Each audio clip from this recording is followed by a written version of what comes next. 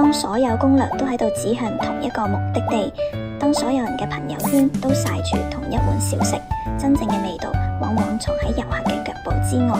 今日我哋唔追網紅，只追隨本地人嘅味蕾記憶，跳上一架公交車去品嘗嗰啲貴陽地圖上唔好揾，但當地人心裏面都有嘅巷弄風味。清晨嘅護國路係俾一碗名不副實嘅湖南麵叫醒嘅，唔被名呃咗，呢個可係地道嘅貴州做法。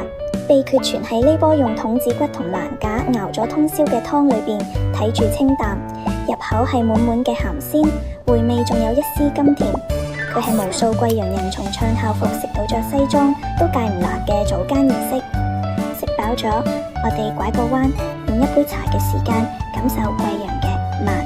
呢進曹狀元街呢家老茶鋪，10蚊一杯嘅貴州茶，冇精緻嘅茶藝，只有最實在嘅閒適。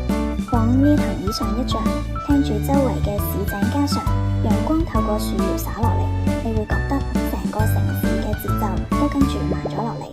放鬆之後，味蕾該被喚醒咗。步行到博愛路，嚟一碗本地人才懂嘅紅酸溜溜湯。你睇呢一煲湯唔係靠醋，而係用新鮮嘅西紅柿同貴州本地辣椒一齊發酵熬出嚟嘅，酸得自然，辣得柔和，非常清爽開胃。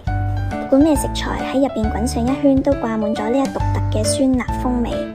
喺貴陽美食江湖裏邊，佢係嗰種食咗就讓人邁不動腿嘅隱藏高手。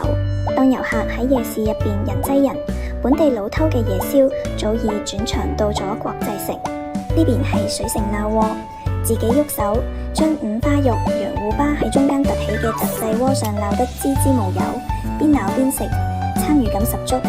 呢種煙火氣十足、價格實在嘅宵夜，先至係貴陽夜晚真正嘅靈魂。呢條私藏嘅貴陽深巷美食動線，請務必收好。